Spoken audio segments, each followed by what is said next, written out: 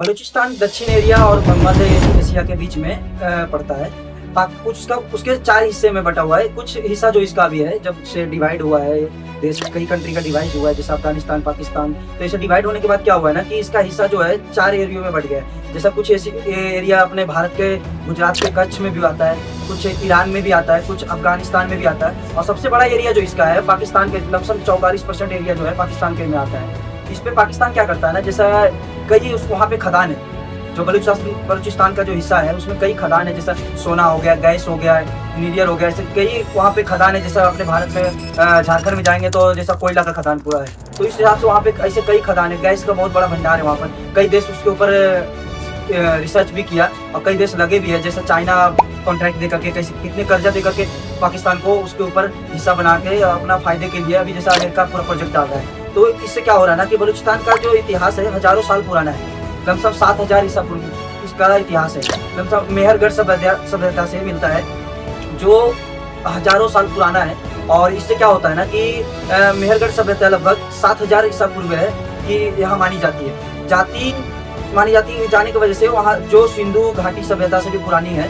यह इलाका ईरानी साम्राज्यों और अकेमेनिड, ईसानी और यूनानी सिकंदर से पहले का सभ्यता को माना गया है यहाँ पर। और कई अफगानी और ब्रिटिश के अधीन भी रहा है यहाँ पे। जो ये इलाका है जो ब्रिटिश के भी अधीन रहा है, कई बार जो मुगल थे उसके अधीन भी रहा है। तो आगे चल के मैं ये बताऊंगा कि यहाँ पे किस वजह से हमेशा जो संघर्ष रहा है आज़ादी का, किस वजह से यहाँ पे आज़ादी के लिए संघर्ष करना पड़ रहा है, वहाँ के लोगों को इतना परेशान किया जाता है। 7वीं शताब्दी के टाइम पे अरब मुस्लिम जो होते हैं वहाँ पर एंट्री मारते हैं। इससे पहले क्या होता है ना कि इस्लाम फैल रहा था, तो वहाँ पे 7वीं शताब्दी के टाइम पे, तो बाद में बलूच कबीलों ने धीरे धीरे इस्लाम को कबूल किया। बलूच के जो लोग थे वहाँ के जो कबीलों में रहते थे, जो वहाँ के कुछ लोकल एरिया के जो लोग रहते थे, तो वो धीरे धीरे इस्लाम को कबूल किया, क्योंकि अटैच इतना ज़्यादा बढ़ गया था और भारत तक उन लोग पहुँचना चाहते थे। तो उन लोगों को पहला अपने साथ लेना चाहते थे, या तो गुलाम बना करके, या तो फिर जो कबूल कर लेते थे अपने आसानी से उससे भी कबूल करवा करके। तो उससे क्या होता था, बाद में बलूच कबीलों ने धीरे धीरे अपना एक्सेप्ट कर लिया इस्लाम को। और 16वीं 18वीं शताब्दी के बीच में क्या हुआ कि सदियों तक यह क्षेत्र सफवीद, ईरान और मुगल भारत के बीच में बटा रहा। इसके बाद क्या हुआ कि 19वीं शताब्दी में अंग्रेजों ने अफगानिस्तान और भारत के बीच में बेफोर जोन बनाने के लिए बलूचिस्तान पर कब्जा किया।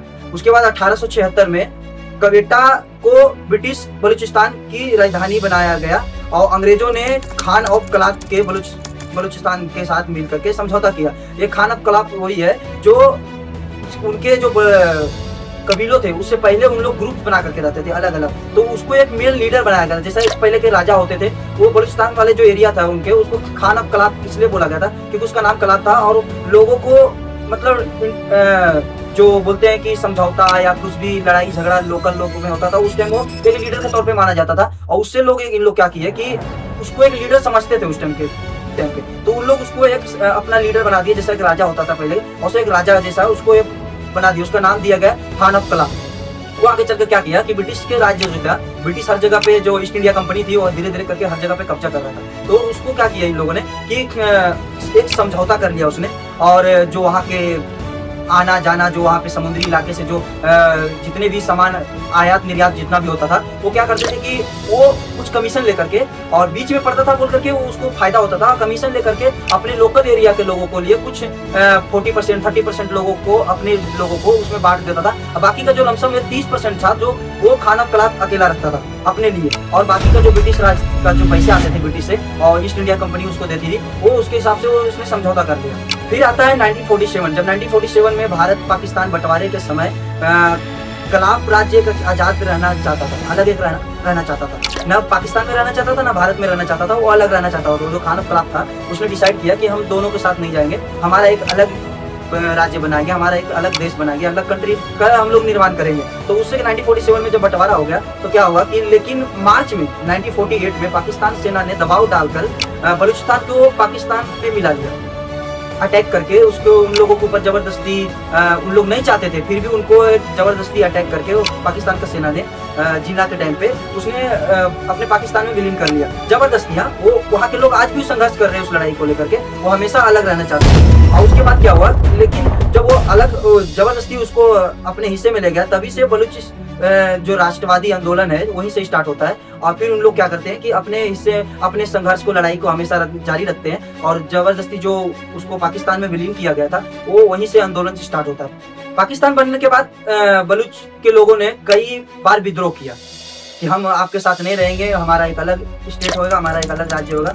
पर 1948 के विद्रोह खान और कलात के भाई ने नेतृत्व किया था। फिर 1958 और 1959 दूसरा विद्रोह पाकिस्तान से सेना के विरोध में हुआ। फिर तीसरा जो हुआ 1962 और 1963 गुरिल्ला युद्ध के द्वारा, ग्रुप के जो अलग अलग से अटैक करते थे वो गुरिल्ला युद्ध के द्वारा हुआ। और चौथा जो हुआ 1973 से लेकर के 1977 सबसे बड़ा संघर्ष, हजारों लोगों का मौत हुआ इसमें, बलूचिस्तान के लोगों का हजारों लोगों का मौत हुआ, ये पाकिस्तान से संघर्ष के कारण, पाकिस्तान की आज़ादी लेने के कारण। और पांचवा जो है 2004 में लमसम 2004 में क्या हुआ कि 2004 से अब तक नया बलूच विद्रोह आज़ादी की मांग संसाधनों पर हक जमाने की वजह से हुआ। जो वहाँ के जो संसाधन है, वहाँ के कई खनिज जो वहाँ पे है, कई खदान है, जो वहाँ पर सोना, गैस, ऐसे कई पदार्थ जो निकलता है वहाँ पर, जो यूरेनियम निकलता है, वो ऐसे बलूचिस्तान में सब होता है। पर उन लोगों को, वहाँ के लोगों को 5% भी फायदा नहीं दिया जाता है।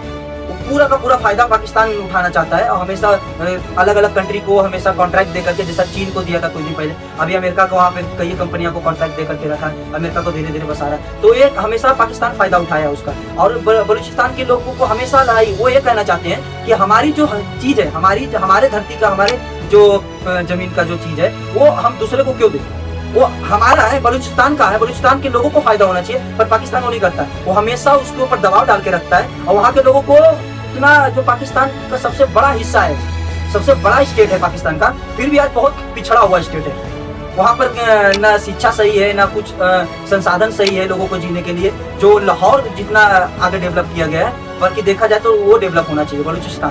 पर वो हमेशा ऐसा समझते हैं कि वो हमारा गुलाम है और हम उसका फायदा सिर्फ उठाएंगे। पाकिस्तान को लोग और पाकिस्तान की सरकार हमेशा ये सोचते हैं। उसके बाद क्या होता है, बलूचिस्तान का जो महत्व है, भौगोलिक जो महत्व है, चीन पाकिस्तान आर्थिक कॉरिडोर भी बनाया वहाँ पर, जो उनका कॉरिडोर है यहीं से गुजरता हुआ जाता है कॉरिडोर।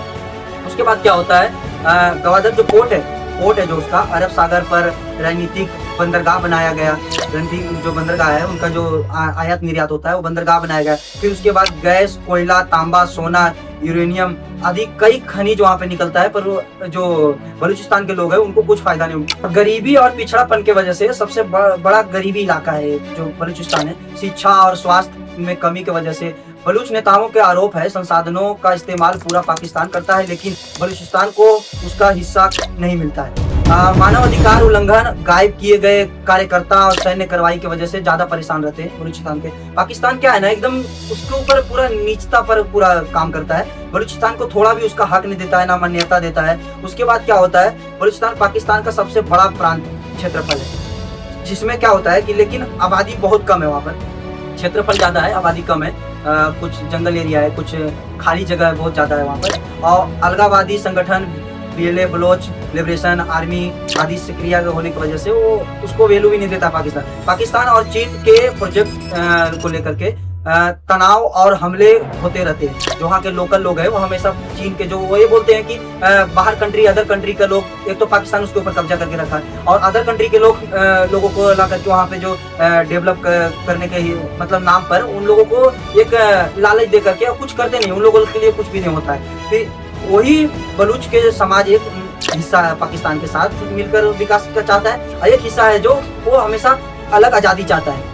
उसकी वजह से क्या तनाव हमेशा बढ़ा रहता है। और जितने भी वहाँ का जो खनिज भंडार है उसको एक अलग देश के लिए यूज किया जाता है, उन लोगों के लिए नहीं। उनका कहना यह है कि हमारे जो चीज है वो हम यूज करेंगे, और दूसरे को देश को हम क्यों दें, हम उसका फायदा उठाएंगे, हम बेचेंगे उसको।